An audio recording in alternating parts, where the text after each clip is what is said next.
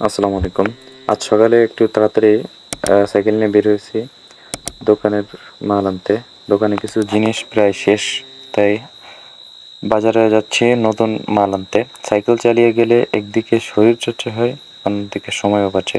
এখন রাস্তায় বাতাস লাগছে, সকালটা বেশ সুন্দর লাগছে।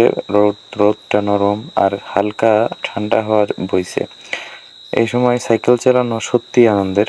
দেখুন রাস্তার দুই পাশে গাছপালা কত সুন্দর। অনেক জায়গায় কৃষকরা মাঠে কাজ করছে, কেউ বা গরু নিয়ে যাচ্ছে, আবার কেউ ধান কাটছে। এমন দৃশ্য দেখে মনটা ভালো হয়ে যায়। আমি মাঝে মাঝে এমন সময়গুলোতে নিজের কাজের কথা ভাবি, কিভাবে দোকানটাকে আরো ভালোভাবে চালানো যায়।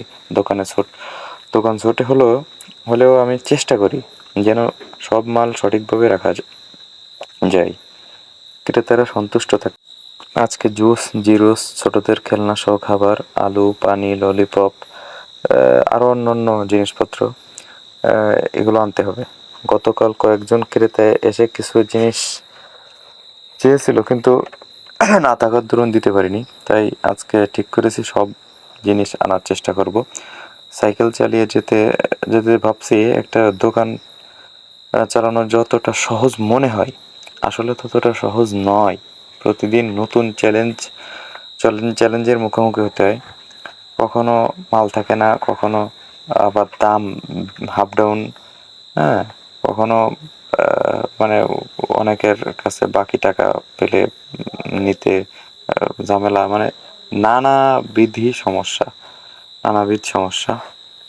তো যাই হোক, আহ, অনেক সময় বিক্রিও কমে যায়, কিন্তু নিয়মিত চেষ্টা করলে হয়তোবা অনেক কিছু সহ্য করেও মানিয়ে নেওয়া যায়, বা চালানো যায় আর কি। ভালোভাবে চালানোর চেষ্টা করলে চালানো যায়। এখন আমি বাজারের দিকে যাচ্ছি। রাস্তা একটু ব্যস্ত, আহ, একটু বেশিই ব্যস্ত হয়ে গেছে। অনেকে অনেক গাড়ি ঘোড়ারও সমাগম। অনেকে তাদের কাজের জন্য বের হচ্ছে, কেউ স্কুলে যাচ্ছে, কেউ মাঠে, কেউ আবার বাজারে যাচ্ছে। সাইকেলের ক্যারিয়ারে মাল তোলার কথা ভাবতেই একটু চিন্তা হচ্ছে, কারণ ফিরতি পথে ভারী হবে। তবুও এটাই তো জীবনের অংশ। কষ্ট ছাড়া সাফল্য আসে না। এই পথটা আমি প্রায় এই পথে আমি প্রায়ই যাই, তাই চেনা অধিকাংশ স্থানই আমার চেনা, এবং আহ, সব জায়গায় আর কি। রাস্তার আশেপাশের পরিবেশটাও আমার চেনা। রাস্তার মোড়ে চায়ের দোকান আছে, সেখানে বসে কিছু মানুষ চা খাচ্ছে। তো ইচ্ছা করছিল থেমে এক কাপ চা খাই, কিন্তু ভাবলাম কাজটা আগে করে তারপর বিশ্রাম নেব। ব্যবসায় সময়ের দাম অনেক। যত তাড়াতাড়ি মাল আনবো তত দ্রুত দোকান খুলে বিক্রি শুরু করতে পারবো। এখন বাজারের কাছাকাছি। ভাবছি আহ, আগে পাইকারি দোকানে যাব, তারপর মালের দরদাম করব। কারণ অনেক সময় দোকানদারের ছেলে থাকে, তো সে অনেক একটা দাম সেইভাবে ধরতে পারে না, যেভাবে মেন দোকানদার ধরতে পারে। যাই হোক, এই এগুলো কেনা কেনাটেনার পর এরপরে সাইকেলে তুলে ধীরে ধীরে বাড়ির পথে যাওয়ার চিন্তা ভাবনা করছি। তো যে ফিরতে পথে একটু ক্লান্ত লাগবে, কিন্তু মনটা শান্ত থাকবে, কারণ কাজটা সম্পূর্ণ হবে। প্রতিদিন নিজের কাজের মাঝে কিছু সময় কথা বললে মনটা হালকা হয়। জীবনটা ছোট, তাই কাজের মাঝেও একটু হাসি, একটু নিজের সঙ্গে সময় কাটানো জরুরি। আজকের যাত্রা এখানেই শেষ নয়, বরং এটা এক নতুন দিনের শুরু। আশা করি আল্লাহর রহমতে ভালোই যাবে। মালটাও ভালো হবে ইনশাল্লাহ, আর ক্রেতারাও খুশি হবে। তো যাই হোক, আমার সামনেই একটা নদী পার হওয়া লাগবে। তো প্রায় নদীর কাছাকাছি চলে আসছি। এই এখানে একটা বলে কি শ্রমিক ঘর যাকে বলে, এখানে আমার সাইকেলখান রেখে তারপরে ওপারে যাব।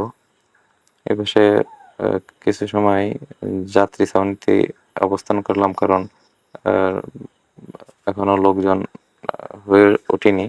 যতটা হলে তারা ছাড়ে। তো যাই হোক তাদের ছাড়ার পর আসলাম আমাদের সেই কাঙ্ক্ষিত দোকানে এবং বিভিন্ন ধরনের মাল জিনিস আমি দেখছিলাম যে কোনটা নেওয়া যায়। আ বিশেষ করে ছোটদের খাবার, এরপর আ তারপর মানে বিভিন্ন রকমের খাবার আছে। আর কোকো নুডলস আছে একটা। তারপর যাই হোক বাজারগুলো শেষে উঠে পড়লাম আবার নৌকায়। চারিপাশটা যদিও প্রখর রোদ এখন, তো তারপরেও অনেকটা ভালো লাগছিল কারণ প্রথমত নদী আর দ্বিতীয়ত বাতাস বইছিল যেহেতু নদীর উপর। তো অনেকেই উপর থেকে বলছিল, "এই উপরে এসে বসেন বা ওই ঠান্ডা মানে গাছ আছে ওর নিচে বসতে।" তো তারপরেও আমি এখানে বসেছিলাম যে অনেকটা ভাল লাগছিল। ওই পাশে একটা কাশবন দেখলাম এখন এত সুন্দরভাবে ফুটে আছে আসলেই মানে সুন্দর। তো যাই হোক এখন ওপারের উদ্দেশ্যে রওনা বা নৌকা চলছে ফুল দমে। এরপরে উপস্থিত হলাম। এরপর আমার সাইকেলে এই বস্তাটা উম ভালোভাবে বসাচ্ছিলাম। বসানো শেষে এরপর চলতে শুরু করলাম বাড়ির